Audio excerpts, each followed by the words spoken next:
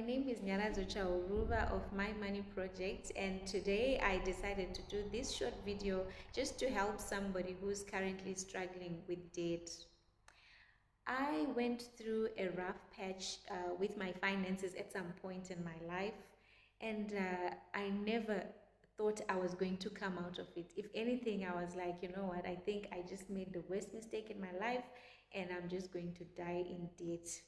But there's always good news, right? So I managed to come out of that, and now I think I'm the right person to also let others know that your situation cannot be permanent.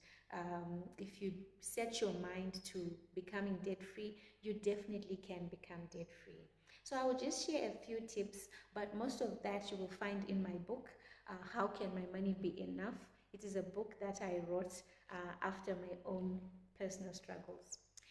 To get us started, I would quote the words of Will Rogers, who said, "If you find yourself in a hole, stop digging."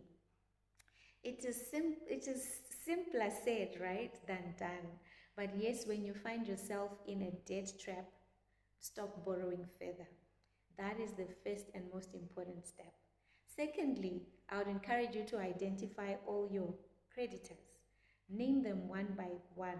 Mention how much it is that you owe each one. And if you know, also state the interest rate.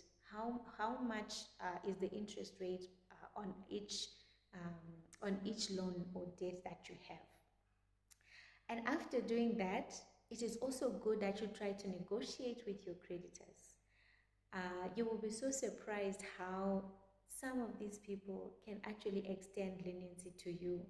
When I was in debt and when I started off my debt repayment journey, I reached out to most, if not all, my creditors, and just trying to explain to them that I was going through a rough patch. Surprisingly, some of them actually had to write off my debt. You know, I was so happy. But some, they did agree to the new terms that I had proposed. So it was to say something like, I know I was supposed to be paying you back at the end of this month, but I'm currently going through a rough patch. Would you please just allow me or give me 3 more months and I will make it right? And surprisingly or unsurprisingly, they all agreed. I guess sometimes you actually see it's better to be paid late than never at all. So I would encourage you to also negotiate with them. And lastly, I want to encourage you to then identify a method of repayment that would work best for you. In the book, again, I do mention the debt avalanche method. I also mention the debt snowballing method, whichever you'd find useful for you. But in my case, I use the debt snowballing method. What this one does is after I list all my debts, I identify the one with the smallest amount. That's the one that I'm going to pay first. So say, for example, I have 5 people that I'm owing. One I owe $50, another $100, another $500, another $1,000, and another $2,000. So I would then pay off the one I owe $50 first. And what that does is it gives me that excitement that of the 5 debtors, the 5 creditors that I have, one is down. And then I move on to paying off the one with the $100. And then I move on to pay off now the one with the $500.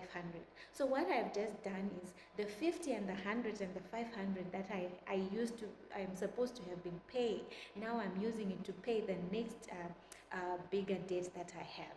And so that is how I managed to pay off all my debts. So in a nutshell, it can be done.